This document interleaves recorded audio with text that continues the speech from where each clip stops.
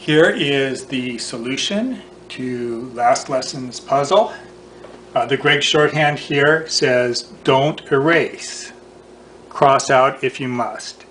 So if you wrote something and you can figure out what it was, it's successful. Don't erase it or scratch it out and do it over again. You just leave it and go on. If you think you're never going to be able to figure it out, put a big X through it and rewrite it. But don't erase it. And only do this if you have to. If you can figure it out in the future, then leave it as it is, and you'll do better next time. And that brings us to our second part, put a ring around it. If you see something that you think you could do better in the future, as you're reading it, put a big red ring around that one and study it. Think a little bit about that word. If you misspelled it, even phonetically in Gregg, put it on your list with the proper spelling so you can practice it. If you think there's a better way to write it, or you want to use an abbreviation, figure out what that abbreviation is and put it onto your word list. But the idea is highlight those things when you're reading, put a big red ring around them, and then figure out a way to do it better in the future. Don't slow yourself down trying to be perfect.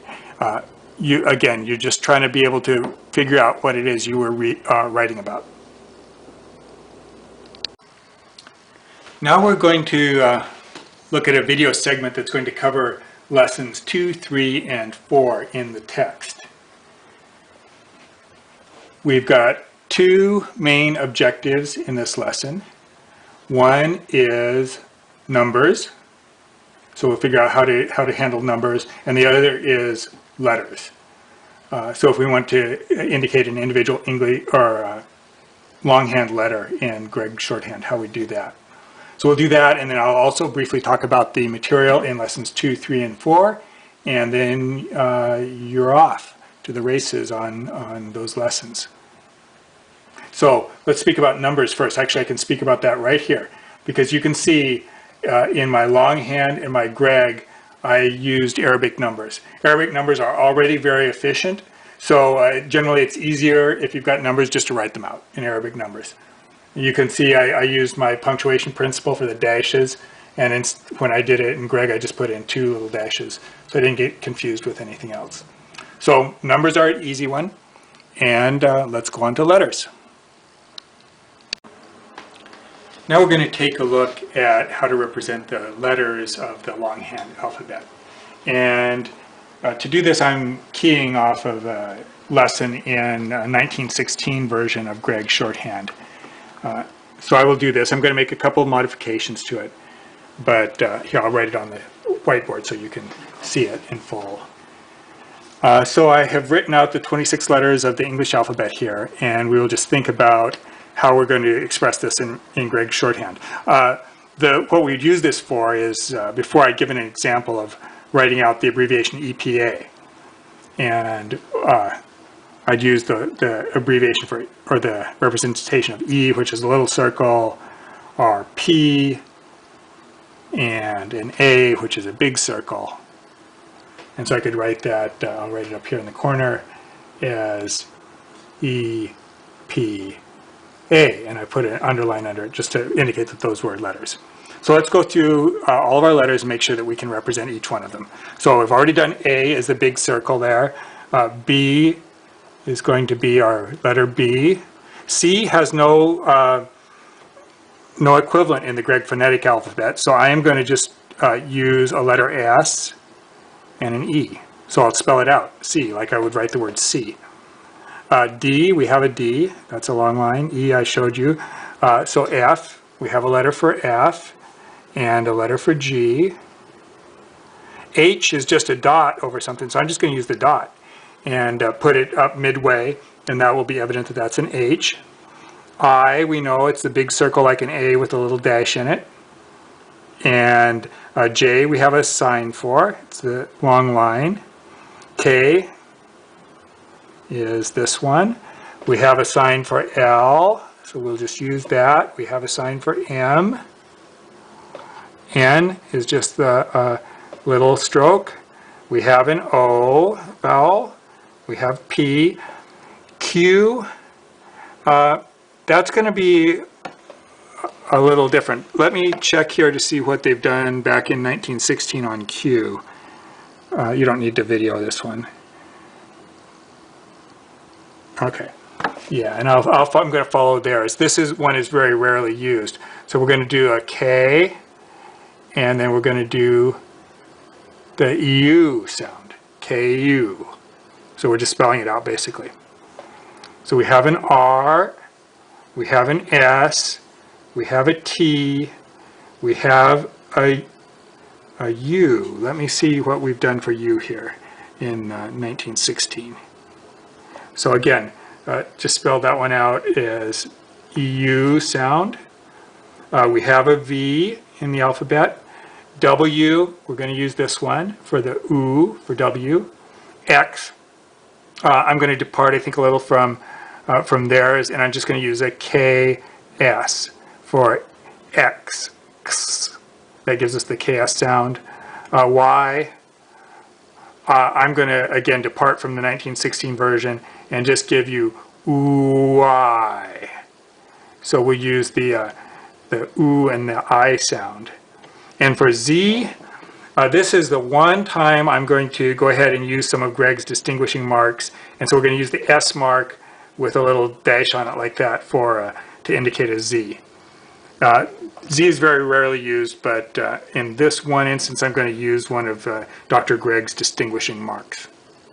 So that should be it for the letters. It'll give you the ability to write out anything like the abbreviation for the Environmental Protection Agency in a very efficient manner.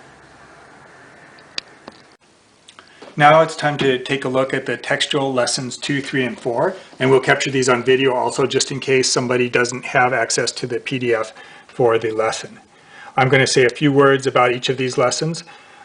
So I want you at your own speed to go ahead and transcribe all of these onto your practice sheets and work through lessons 2, 3, and 4. And I'll tell you the things that I have to say about those up front here, so you can make some little notes on your printed out copy, or you can make some notes in your notes when you get to that lesson about what to be thinking about.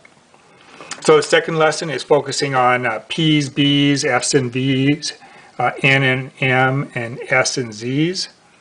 There's nothing there that's really different from what we do, so just work your way through that one. And you can use Dr. Gregg's examples here to help you. We'll just make sure we get a good shot of each page there. There's one more page.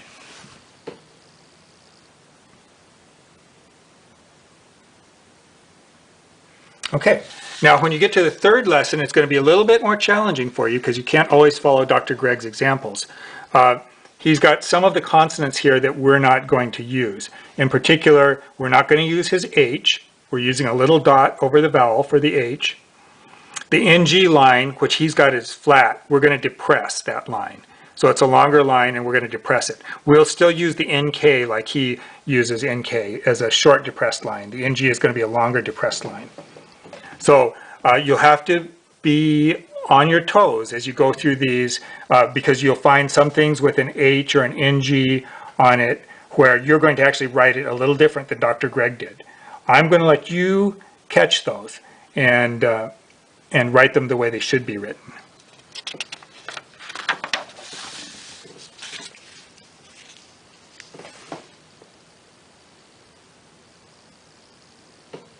So we're just video capturing now each of these pages.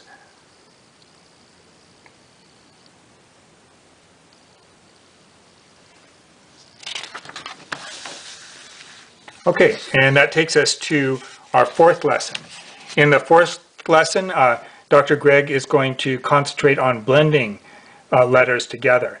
And this will help increase your speed if you can do these with one smooth motion. And they've been designed to hook together. Like you can see B and L here, just naturally hook together. So if you make them in these one smooth motion, that will be very helpful. Up on top here, he's showing ones that blend together with the shapes they already have. Down lower, where he talks about things like MD and TN, these blend together with a slight alteration of the shape.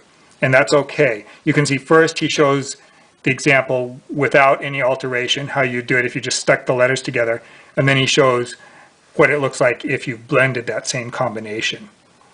So just take a look at this carefully, get the idea of how the blends work, and then you'll be able to practice the blends in the exercises he's given for the 4th lesson. So we'll just flip over, we'll capture these lessons on the video.